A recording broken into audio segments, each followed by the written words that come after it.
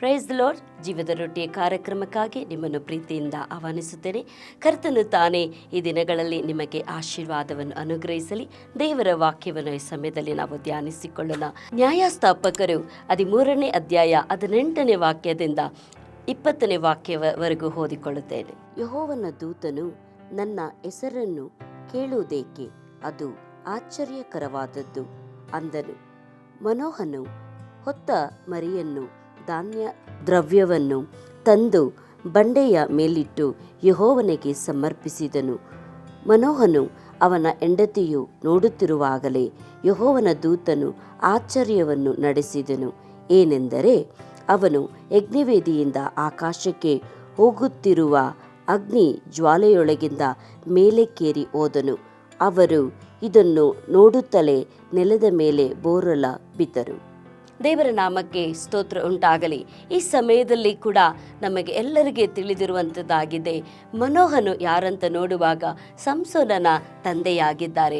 ಮನೋಹನ ಹೆಂಡತಿಗೆ ಮಕ್ಕಳಿಲ್ಲದಿರುವುದರಿಂದ ಅವಳು ಬಂಜಿಯಾಗಿದ್ದಳು. ಆದರೆ ದೇವದೂತನು ಒಂದು ದಿವಸ ಅವರಿಗೆ ಪ್ರತ್ಯಕ್ಷನಾಗಿ ನಿನಗೆ ಮಗು ಹುಟ್ಟುತ್ತದೆ ಅಂತ ಹೇಳುವಾಗ, ನಿನ್ನ ಹೆಸರೇನಂತ ಕೇಳುವಾಗ ಅಲ್ಲಿ ವಾಕ್ಯ ಹೇಳುತ್ತದೆ, ಅಲ್ಲಿ ಹೇಳುತ್ತಾರೆ ಆಶ್ಚರ್ಯಕರವಾದವನು ಎಂಬುದಾಗಿ. ಹಲ್ಲೆಲೂಯ. ನಮ್ಮ ದೇವರಿಗೆ ಅನೇಕ ನಾಮಗಳಿದೆ. ಅನೇಕ ನಾಮಗಳಿಗೆ ಒಂದೊಂದು ನಾಮಗಳಿಗೆ ಒಂದೊಂದು ಅರ್ಥವನ್ನು ಕೊಡುವಂಥದ್ದಾಗಿದೆ.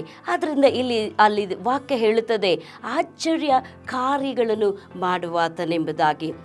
ಆದ್ದರಿಂದ ಆ ಜನರು ಕರ್ತನ ದೂತನೆಂಬುದಾಗಿ ಭಯಪಟ್ಟು ಆತನಿಗೆ ಯಜ್ಞಗಳನ್ನು ಸಮರ್ಪಿಸುವಾಗ ಅಲ್ಲಿ ನೋಡ್ರಿ ವಾಕ್ಯ ಹೇಳುತ್ತದೆ ಆತನು ಆಶ್ಚರ್ಯಕರವಾದವನು ಎಂಬುದಾಗಿ. ಆದ್ದರಿಂದ ಆ ಮಾತು ಸುಮ್ಗೆ ನಾನು ಆಶ್ಚರ್ಯಕರವಾದವನು ಎಂಬುದಾಗಿ ಹೇಳಿ ಅದನ್ನು ಸುಮ್ಮಗೆ ಬಿಡದೆ ನಾನು ಆಶ್ಚರ್ಯಕರವಾದವನು ಎಂಬುದಾಗಿ ಹೇಳಿದಂಥ ದೇವರು ಅವರು ಯಜ್ಞಗಳನ್ನು ಸಮರ್ಪಿಸುವಾಗ ಆ ದೇವದೂತನು ಹಾಗೆ ಆ ಯಜ್ಞಗಳ ಮುಖಾಂತರವಾಗಿ ಪರಲೋಕಕ್ಕೆ ಹೋಗಿದ್ದನ್ನು ನೋಡುತ್ತೇವೆ.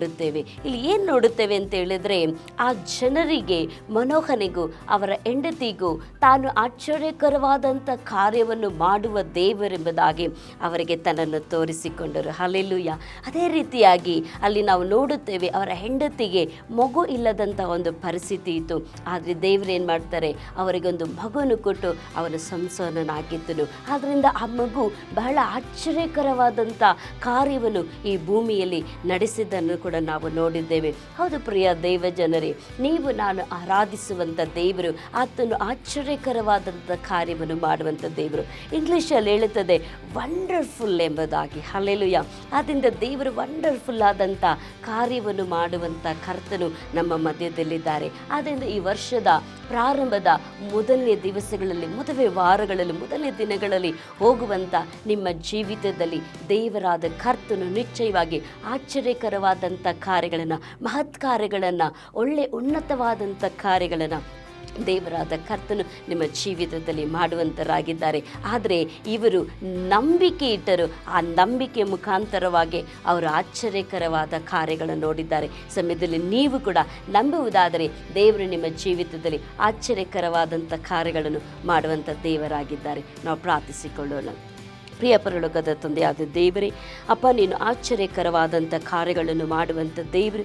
ಒಂದೊಂದು ಸ್ಥಳದಲ್ಲಿ ಕೂಡ ಕರ್ತನೆ ನೀನು ಎಷ್ಟು ಮಹತ್ ಕಾರ್ಯಗಳನ್ನು ಮಾಡಿ ಆಶ್ಚರ್ಯಕರವಾದಂಥ ಕಾರ್ಯಗಳನ್ನು ಮಾಡಿದಿರಿ.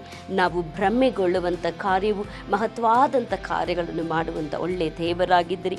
ಈ ಸಮಯದಲ್ಲಿ ಈ ವರ್ಷದ ನೂತನ ದಿನಗಳಲ್ಲಿ ಈ ಸಂದೇಶವನ್ನು ಕೇಳುತ್ತಿರುವಂಥ ಒಂದೊಂದು ಮಕ್ಕಳ ಜೀವಿತದಲ್ಲೂ ಆಶ್ಚರ್ಯಕರವಾದಂಥ ಕಾರ್ಯಗಳನ್ನು ನಡೆಯಲಿ, ವಂಡರಸ್ ಕಾರ್ಯಗಳನ್ನು ನಡೆಯಲಿ ಸ್ವಾಮಿ.